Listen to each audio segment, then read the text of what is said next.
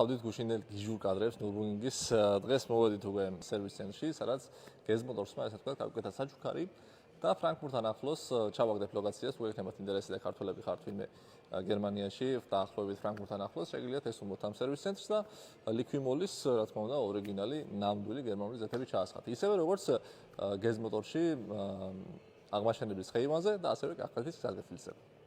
რა თქმა უნდა, აქაც ჩავასხამთ 10:60. გუშინდელი დღის შემდეგ თან ეკუთვნის ამ მანქანას, იმიტომ რომ ნურბურგრინგზე სახე გავაძრეთ, მაგრამ ზეთმა ძალიან კარგად იმუშავა, საერთოდ არ მქონია პრობლემა არც წყლის აწევის, არც ესეთი ტემპერატურის, ესე ვთქვათ, აწევის მაღლა და სიმდიდრე სიდიდაროდ ინარჩუნებდა. გაწევაც, ესე ვთქვათ, კარგი ჰქონდა ძრავს და სუფთად მუშაობდა მთელი რბოლის განმავლობაში. შევხვდით ახლა ზეთს და უკვე გავაგრძელებთ ჩვენს გიჟურ დრიფტერულ ევროტურს.